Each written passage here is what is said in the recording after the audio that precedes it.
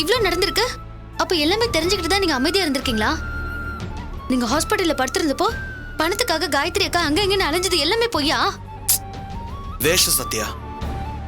எனக்குன்னு இல்ல, அம்மா விஷயத்திலயும் இதைத்தான் பண்ணிருக்காங்க. அம்மாவும் இப்ப சொல்றாங்களே, நம்ம படுத்துக்கிட்டா அவதான் பாக்கணும்னு. நல்ல பேர் சம்பாதிச்சு அது மூலமா தன்னோட திட்டத்தை சாதிக்கணுங்கிறது தான் அவங்களோட பாலிசி. அங்க நான் கோவமா சொன்னதுதான் இப்போ உன்கிட்ட நிதானமா சொல்றேன். அவங்களுக்கு இந்த வீட்டு சொத்தை அடையணும், அண்ணன் தம்பிகளை பிரிக்கணும், அதான் அவங்களோட ஆசை. அதே மாதிரி நீயும் நானும் நிம்மதியா வாழக்கூடாது, பிரியணும். இந்த வீட்டுல அவங்கள தவிர வேற யாரும் நிம்மதியா இருக்கக்கூடாது. இந்த வீட்டோட ராஜ்யம் அவங்க ராஜ்யமா இருக்கணும். அதான் அவங்களோட ஆசை, லட்சியம், நோக்கம், திட்டம் எல்லாமே. அதுக்காக எந்த எல்லைக்கு போவாங்களா? போக போய் தானே அவங்க உஷாராணி கூட கூட்டணி வச்சிருக்காங்க. இல்லங்க, இது மட்டும் நம்புற மாதிரியே இல்ல. நான் சொல்றத நீ கூட நம்பல சத்யா.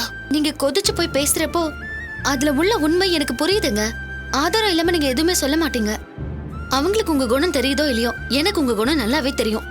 மோனிஷாக்காக நீங்க இவ்வளவு தூரம் யோசிச்சதே எனக்கு சந்தோஷமா இருக்குங்க. இந்த நிதானத்தை தான் நானும் விரும்புறேன். ஆனா நீங்க என்கிட்டயாவது சொல்லிருக்கலாம்ல. அங்கதான் தப்பு பண்ணிட்டேன். காலம் கடந்து சொல்ற உண்மைக்கு எந்த மதிப்பு இல்லைன்னு தெரிஞ்சு போச்சு. இந்த வீட்டுக்கு வாச்ச அந்நியர் தான் ராட்சசியா இருக்காங்கன்னா, ராகினி வாழப்போற வீடும் அப்படிதான் இருக்க. இல்லங்க, நான் மறுபடியும் சொல்றது ஒரே விஷயம்தான். அக்காவோட குணத்தை நான் நேர்லயே பாத்திருக்கேன். ஏன் அவங்க கொடுமையை கூட நான் அனுபவிச்சிருக்கேன். ஆனா உஷாராணி மேடம் அப்படி இல்ல. ஆமாங்க, உஷாராணி மேடம்க்கு நம்ம சொத்தெல்லாம் ஒரு விஷயமே இல்ல. அவங்க வசதியானவங்க தான். உங்க மேல கோவம் இருக்கு. ஏன் நீங்க சொல்ற மாதிரி வன்மம் கூட இருக்கலாம். அதை தீர்த்துக்கிறதுக்காக அவங்க கிரிமினலா யோசிக்கிற ஆள் எல்லாம் இல்லங்க. சத்யா, அவங்க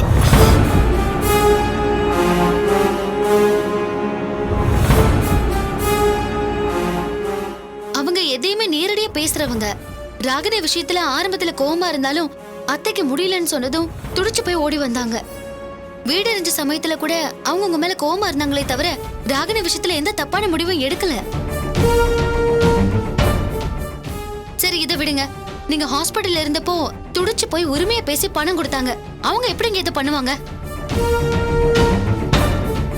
அதே மாதிரி ராகினி விஷயத்திலயும் கல்யாணத்துக்கு ஒத்துக்கிட்டாங்களே தவிர உங்க மேல இன்னும் கோவமா தான் இருக்காங்க.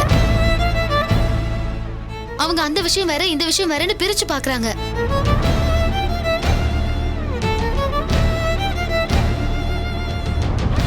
நீ சொல்றது புரியுது, இருந்தாலும் அவங்க இப்படி பண்றதுக்கு வாய்ப்பே இல்லைங்க. நீங்க சொல்றத ஆழமா யோசிச்சு பார்த்தா உஷாராணி மேடம் இந்த அளவுக்கு போற ஆள் இல்ல.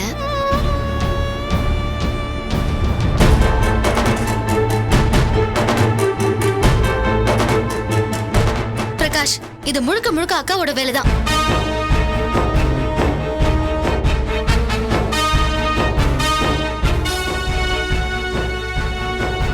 ஆமாங்க, உங்க விஷயமான உஷாராணி மேடம் பார்த்து பேசும்போது என் வீடு எரிஞ்சதுக்கு என்ன நஷ்டம் ஈடுன்னு கேட்டாங்க. அக்கா தான் முந்திக்கிட்டு நம்ம பங்கு சொத்தை எழுதி வைக்கலாங்கிற யோசனையை சொன்னாங்க. நான் எதுவுமே சொல்லலைங்க, அவங்களதான் சொன்னாங்க, அவங்களதான் கன்வின்ஸ் பண்ணாங்க.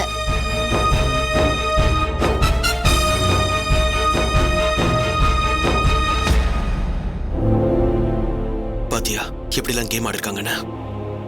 எனக்கு இப்பதான் எல்லாமே புரியுது. என் சொத்து அவங்களுக்கு கிடைக்காட்டியும் பரவாயில்ல, வேற ஒருத்தங்களுக்கு கிடைக்கட்டும் தான் திட்டம் போட்டு பண்ணிருக்காங்க. நான் தான் யோசிக்காம உஷாராணி மேடம் தப்பா புரிஞ்சுக்கிட்டேன். நீ சொல்றபடி பார்த்தா இதுல உஷாராணி மேடம்க்கு எந்த சம்மந்தமும் இல்ல.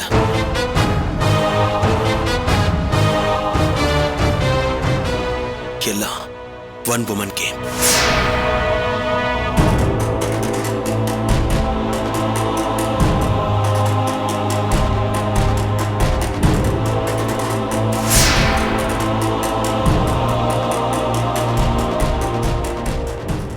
அக்காவோட திட்டம் தாங்க. என்னது வீட்டுல வாழ விட மாட்டேன்னு சத்தியம் பண்ணாங்க. ஆனா கொஞ்ச நாள்லயே எல்லாத்தையும் மாத்திக்கிட்டதா சொல்லி நல்லவங்கள நடிச்சாங்க. அது நடிப்புன்னு தெரியாம ஏமாந்து போயிட்டோம். இது அவங்களுடைய நீண்ட நாள் திட்டம்.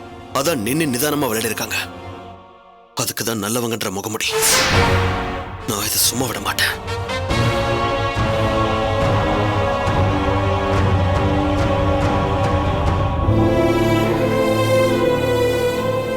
என்ன பொறுத்த வரைக்கும் எனக்கு சொத்து பணம் இதெல்லாம் ஒரு விஷயமே இல்லை. ஆனா அந்நியார் இப்ப ஆடுற ஆட்டம் எங்க அண்ணன் தம்பி உறவை கெடுக்குது. என்ன வேணா பண்ணட்டும், அது எல்லாத்தையும் நான் பொறுத்துப்பேன். ஆனா என் அண்ணன்களை பிரிக்கிறத மட்டும் நான் ஒத்துக்க மாட்டேன். ராஜு இப்படிதான் பண்ணாங்க. இப்ப குமாரையும் குறி வச்சுட்டாங்க. அந்த முட்டாள அவங்க குணம் தெரியாம பேசிட்டு இருக்கான். அவனை சொல்லியும் குத்தம் இல்ல. இந்த அளவுக்கு பிளான் பண்றவங்களுக்கு அவனை மாத்துறது என்ன பெரிய விஷயமா? குமார் டோட்டலா அவங்க கிட்ட சரண்டர் ஆயிட்டான். ஆனா இதுக்கெல்லாம் அவங்க பதில் சொல்லியே ஆகணும். நான் சொல்ல வைப்பேன்.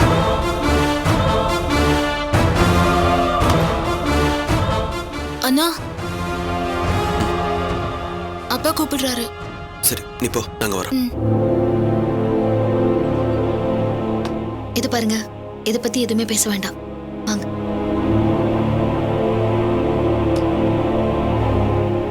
பிரகாஷ், வாடா வந்து உட்காரு. நீ உட்காருமா. உஷா ராணி ஃபோன் பண்ணியிருந்தாங்க. நாளைக்கு ராகினியோட நிச்சயதார்த்தத்தை வச்சுக்கலான்னு சொல்லியிருக்காங்க. அப்பா, இதுல முக்கியமான விஷயம் என்னன்னா, நாளைக்கு நடக்க போற நிச்சயதார்த்தம் எந்த பிரச்சனையும் எந்த தடங்களும் இல்லாம நல்லபடியா நடக்கணும். உஷா ராணி கூட்டணி போட்டு இப்படி பண்ணிட்டாங்க, காயத்ரி கூட்டணி போட்டு அப்படி பண்ணிட்டான்னு நீ எதையாவது சொல்லி நிச்சயதார்த்தத்துக்கு எடுத்துறாத. நாளைக்கு நடக்க போற ஃபங்க்ஷன் நல்லபடியா நடக்கணும்டா. அப்பா சாரிப்பா. அம்மா, நான் உஷாராணி மேடமை தப்பா புரிஞ்சுக்கிட்டேன். சத்யா எல்லாத்தையும் எடுத்து சொன்னா. அவங்க இந்த அளவுக்கு போற ஆள் கிடையாது. அவங்க நல்லவங்க என்ன. அதே சமயம் இது எல்லாத்துக்கும் காரணம் அண்ணியார் தான். பிரகாஷ், நாங்க இப்ப உங்ககிட்ட பேச வந்தது ராகினியோட எதிர்காலத்தை பத்தி.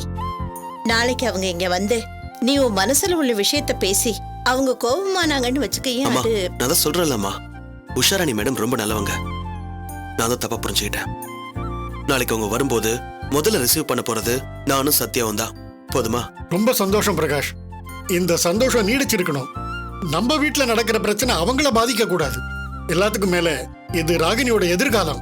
நாளைக்கு ராகினியோட நிச்சயதார்த்தத்தை எல்லாரும் கூடி சந்தோஷமா நடத்தி வைக்கணும். அது வரைக்கும் இந்த வீடு அமைதியா இருக்கணும், இருந்தே ஆகணும். சரிப்பா.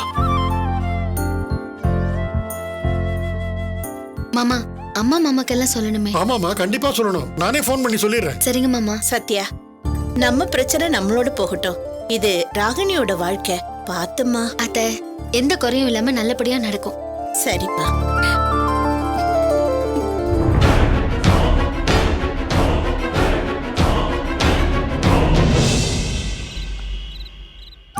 ஆண்டி உட்காருங்க ஆண்டி. வாமா, உட்காருமா. இல்லம்மா, நான் சமையல் கட்டிலே சாப்பிட்டுக்கிறேன். என்ன ஆண்டி நீங்க? வாங்க ஆண்டி உட்காருங்க. அதுக்கு இல்ல மாப்பிள்ள, என் தகுதிக்கு நான் அங்க உட்கார்ந்து சாப்பிடுறதா மரியாதை. ஆண்டி. என்னம்மா நீ? வாமா, உட்காரு. ஆண்டி ப்ளீஸ் ஆண்டி வாங்க ஆண்டி. இல்ல மாப்பிள்ள, என் தகுதிக்கு இதான் சரி. உங்க லெவலுக்கு நான் எப்படி உங்க முன்னாடி உட்கார்ந்து? என்ன ஆண்டி நீங்க? அம்மா தான் உங்களை ஏத்துக்கிட்டாங்கல்ல, அப்புறம் என்ன? வந்து டைனிங் டேபிள் உட்காருங்க. அது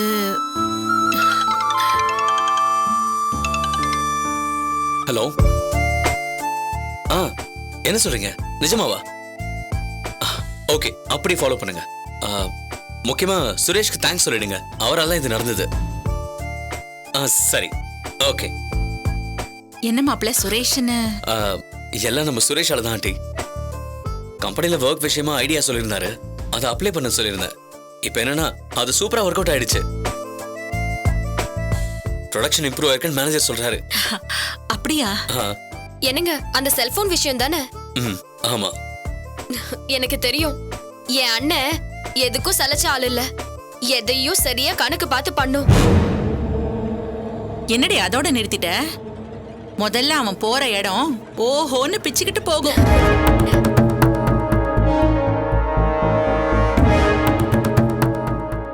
ஆமா மாப்பிள்ள, அவன் தகுதிக்கும் திறமைக்கும் இருக்க வேண்டிய இடமே வேற. நல்ல வேளை சரியான இடத்துக்கு வந்து சேர்ந்தான். பாவம், அவன் அருமை தெரியாம தான் அந்த கம்பெனி அவனை வேலையை விட்டு தூக்கிடுச்சு. பாத்தீங்களா இப்ப எப்படி வேலை பாக்குறான்னு? மாப்பிள்ள, இப்ப மட்டும் இல்ல, சின்ன வயசுலயே அவன் படிக்கும் போதே அப்படிதான் பயங்கர சுட்டியா படிப்பான். ஸ்கூலை விட்டா வீடுன்னு இருப்பான். எப்பவுமே ஃபர்ஸ்ட் ரேங்க் தான். ரொம்ப திறமையான ஆளு. உண்மைதான் ஆண்டி.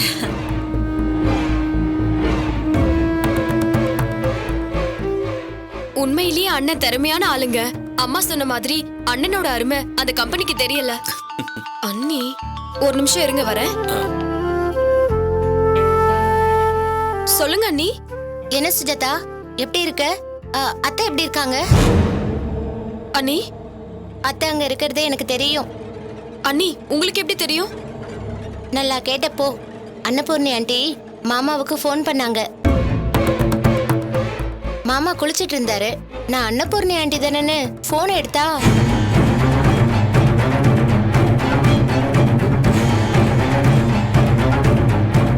என்ன சொல்றீங்க அண்ணி? இங்க அம்மா இருக்கிறது யாருக்கும் தெரிய வேண்டான்னு நான், அம்மா, ஆண்டி, கார்த்திக் எல்லாரும் பேசிதானே முடிவு பண்ணோம். அப்படி இருக்கும்போது ஆண்டி எதுக்கு அப்பாக்கு ஃபோன் பண்ணி சொல்லணும்? சுஜாதா, அவங்க ஒன்றும் தப்பா சொல்லல. அத்தையும் மாமாவும் சண்டை போடக்கூடாது, சேர்ந்து இருக்கணும், இங்க இருக்கிறதுக்காக கோச்சு கூடாதுன்னு பேசினாங்க. ரொம்ப அக்கறையா பேசினாங்க. அதுக்கு இல்ல அண்ணி. அதை விடு. நல்ல வேலை நான் எடுத்ததுனால மாத்தி பேசி மாமா கிட்ட சமாளிச்சிட்டேன். அதனாலதான் மாமா அத்தை அங்க இருக்கிறது தெரியாம எங்க இருந்தா எனக்கு என்ன, அவளை பத்தி பேசாதீங்கன்னு சொல்லிட்டாரு. இப்ப நான் கூப்பிட்டதே அதுக்குதான். சொல்லுங்க அண்ணி. இல்ல, பெரிய மாமா ரொம்ப கோவமா ஆன்ட்டி பேசிட்டாரு. அதான் அவங்க இது விஷயமா ஏதாவது பேசினாங்களா இல்ல வருத்தப்பட்டாங்களான்னு கேட்கதான் நான் ஃபோன் பண்ணேன். இல்ல அண்ணி, அவங்க அப்படி பேசினதையே சொல்லல. அப்படியா? சொல்லாதது நல்லதுதான். அவங்க நீ வருத்தப்படுவேன்னு நினைச்சிருப்பாங்க. சுஜாதா, அத்தைய கவனமா பாத்துக்கோ. இது விஷயமா பெரிய மாமாக்கு எதுவுமே தெரிய வேண்டாம். சரிங்க அண்ணி.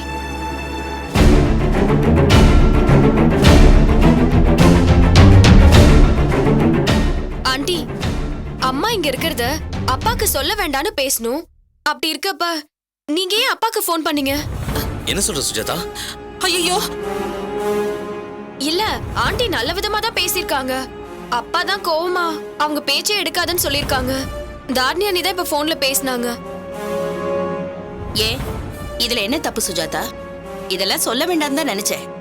ஆனா எப்படியாவது சம்மந்திக்கு தெரிஞ்சா, என்ன சம்மந்தி நீங்களே இப்படி பண்ணிட்டீங்களேன்னு வருத்தப்படுவாரேன்னு சொன்னேன். அதுவும் இல்லாம நான் நல்ல விதமா தானே சொன்னேன். அம்மா, அங்கிள் ஆண்டி மேல இருக்க கோவத்துல இங்க வந்து பிரச்சனை. என்ன கார்த்திக், பெரியவங்க எங்களுக்கு தெரியாதா? அக்கா சொல்றது நல்லதுக்கு தானே. அதுவும் சேர்ந்து வாழணும், சண்டை வேணான்னு சொன்னாங்க. இருக்கட்டும் ஆண்டி, இனிமே அம்மா விஷயமா பேச வேண்டாம், சிக்கல் தான் வரும்.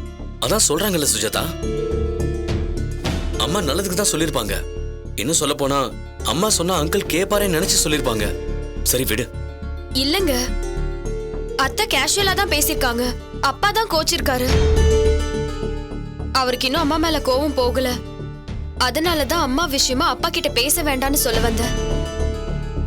இனி நான் ஏன் சுஜாதா பேச போறேன்? சரி, சம்மந்தி என் பேச்சுக்கு மதிப்பு கொடுப்பாருன்னு சொன்னேன். அவர் கோவப்படுறாரு. இனி பேசி என்ன ஆக போகுது? வாதமைந்தி, என்னங்க உட்காருங்க. இவ எதுக்கு அங்க போன் பண்ணான்னு தெரியலையே.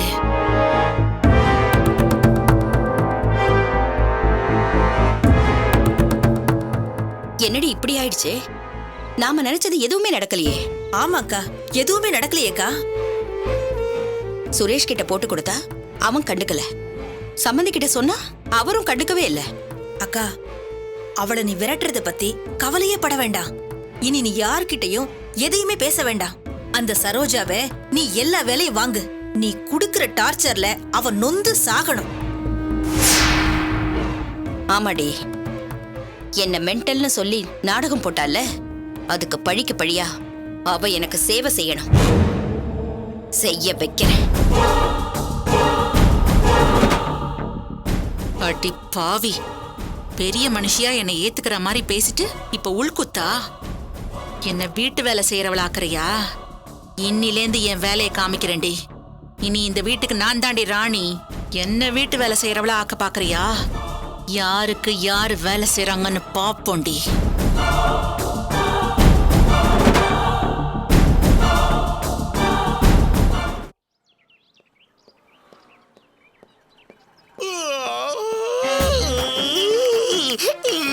வாசப்படியில நின்னு கொட்டாய் விட்டுக்கிட்டு ஏன் சகல, இந்த வீட்டுல கொட்டாய் விடுறது கூட குத்தமா?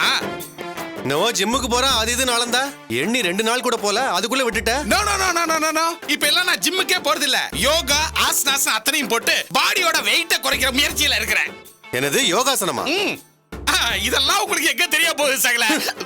எது தெரியுதோ இல்லையோ நீ பல்ல விளக்குனா நல்லா தெரியுது. போய் முதல்ல பல்ல விளக்கியா. என்னது வாய கூட திறக்க விட மாட்டான் போல இருக்குதே. வினோ என்ன வினோ ஒரு மாதிரி இருக்கா? ஒண்ணும் இல்ல மாமா, கொஞ்சம் டயர்டா இருக்கு. டயர்டா இருக்கா? ஏன் வினோ சரியா சாப்பிடுறது இல்லையா? ஆஹா, நல்லா தான் சாப்பிடுறேன் மாமா. நான் உன்னை செக்கப் போக சொன்னா நீ போனியா? மாமா என்ன வினோ? இல்ல, தனியா போறதுக்கு ஒரு மாதிரியா இருக்கு. ஏன் தனியா போனோம்? உன் வீட்டுக்காரர் சும்மா தானே இருக்காரு, கூட்டு போலாம்ல. அதான் நீங்களே சொல்லிட்டீங்களே சும்மாதான் இருக்காருன்னு. அவரை வச்சு ஒண்ணும் பண்ண முடியாது. சரி சரி வா, நானே கூட்டு போறேன். ஐயோ, அவளுக்கு நான் புருஷனா இல்ல அவன் புருஷனா? எது சொன்னாலும் அவங்கிட்டயே சொல்றாளே. ஐயோ, இதுக்கு மாட்டி விட்டுற வேண்டியதான். பிரகாஷ், அன்னைக்கு என்னவோ அண்ணன் பெரிய உத்தமன்னு சொன்னியே, அவன் எவ்வளவு பெரிய அயோக்கியன்னு இப்ப நிரூபிக்கிறான். என்ன சொல்ற? பிரகாஷ், நீ செய்யறது எனக்கு கொஞ்சம் கூட பிடிக்கல வேணும். அந்த ஆளு தான் கூறுகிட்ட தனமா இருக்காருன்னா நீயும் கேஷுவலா இருப்பியா? இது குழந்தை விஷயம் வேணும், கவனமா இருக்கணும். பாரு, நல்லா பாரு. என்ன நீ கொஞ்சம் கூட பயமே இல்லாம இருக்க? சாரி மாமா. என்ன சாரி? அவர் வரலன்னா என்ன? எதுக்கு நான் இருக்கேன்? நான் உன்னை பாத்துக்க மாட்டானா? என்கிட்ட ஒரு வார்த்தை சொல்லியிருந்தா நான் கூட்டு போயிருப்பேன்ல. பாத்தியா பிரகாஷ் எவ்வளவு அக்கறான்னு. சரி கிளம்பு, ரெடியாவு, நானே உன்னை கூட்டு போறேன். இல்ல மாமா, உங்களுக்கு எதுக்கு சிரமம்? இதுல என்ன சிரமம் இருக்கு வேணும்? நீ முதல்ல ரெடி ஆகு. நாளைக்கு ஏதாவது ஒரு பிரச்சனைனா அவஸ்தைப்பட போறது யாரு சொல்லு? பாத்தியா அவன் குழந்தை மேல அவனுக்கு எவ்வளவு அக்கறைன்னு. கட்ட புருஷன் நான் இங்க இருக்கிறேன், ஆனா அவன் என்னமோ அவளுக்கு புருஷன். விடு பிரகாஷ், விடு பிரகாஷ். இன்னொரு தடவை இப்படி சொன்ன புண்ணை இங்கே கூட பிடிச்சிருவா. உண்மையை சொன்னா ஏன் கழுத்த பிடிக்கிறேன் பிரகாஷ்? உண்மையா? அசிங்க பிடிச்சவனே. குமார் தன்னோட வைஃப் தங்கச்சி கிட்ட ஒரு அண்ணன் ஸ்தானத்துல இருந்து அட்வைஸ் பண்றான். அதை இப்படி அசிங்கமா பேசுவியா? ஏன் உன் புத்தி இப்படி கீழ்த்தனமா போகுது? இங்க பாரு, குமாருக்கு என் மேல கோபம் இருக்கலாம், வெறுப்பு இருக்கலாம், ஆனா அவ என் அண்ணன். இப்ப சொல்றதுதான், இனிமே இந்த வார்த்தையை சொன்ன நான் கருத்துருவேன். யார் அது? ஐயோ, எதுக்கு எடுக்கிறான்? எப்படி சகல? சூப்பரா சொன்ன. சகல, நான் சொன்னதை மட்டும் மறந்துடாதீங்க. ஐயோ, வேணோ இவரை உள்ள வர சொல்ல. குடும்பமே சேர்த்து குமர போதா? காயத்ரி, முதல்ல இவரை வீட்டை விட்டு வெளில போக சொல்ல. ஏங்க என்னாச்சு? அந்த பிரகாஷ் நம்மள எதிரியா பாத்துட்டு இருக்கான். உன்னை கொல்ல வந்தான். நாம அவன் மேல வெறுப்புல இருந்தா இந்த ஆள் அவன் கூட சேர்ந்து செல்லம் கொஞ்சறாரு. நாம பகையா இருக்கும் போது இவர் உறவா இருப்பாரா? என்ன சொல்றீங்க? ஆமா, என்ன வேணும்? நான் சொல்றது சரியா தப்பா? சரியா சொன்னீங்க மாமா. அக்கா, இவர் சொன்னபடி கேக்குற மாதிரி தெரியல. அவன் உன்னை கொல்ல வந்தவன். இவர் என்ன செஞ்சிருக்கணும்? ஒண்ணு ஆம்பளையா நின்னு இந்த வேலையெல்லாம் என்கிட்ட வச்சுக்காத, காயத்ரி அம்மாவை தொட்டா நீ இருக்க மாட்டேன்னு மிரட்டி இருந்திருக்கணும். எதுக்கு வேணும் அப்படி செய்யணும்? இல்ல மாமா, அக்கா மேலயும் உங்க மேலயும் அக்கறை இருந்திருந்தா இந்த வார்த்தை வந்திருக்கணும்னு சொல்றேன். அதுவும் இல்லனா, எப்ப என் சகல கூட நீ சண்டை போட்டியோ அப்பல இருந்து நீ எனக்கு எதிரின்னு அந்த பிரகாஷ எதிரியா பாத்துருக்கணும், தள்ளி வச்சிருக்கணும். எதுவுமே செய்யாம அவன் கூட தோள்ல கைய போட்டுக்கிட்டு ஈன்னு இழிச்சுக்கிட்டு நிக்கிறாரு. அவன் என்னடான்னா உன் ஆளு ஏன் பக்கம்னு மாமாவை கொஞ்சம் கூட கண்டுக்காம விசில் அடிச்சுக்கிட்டே போறான். இதெல்லாம் தேவையா நமக்கு? காயத்ரி, எல்லாம் இவராலதான். இவர் தான் அவங்க கூட சேர்ந்து திட்டம் போட்டு இருக்காரு நினைக்கிறேன். ஐயோ, இவனுக்கு இப்படி புரிஞ்சுக்கிட்டானுல.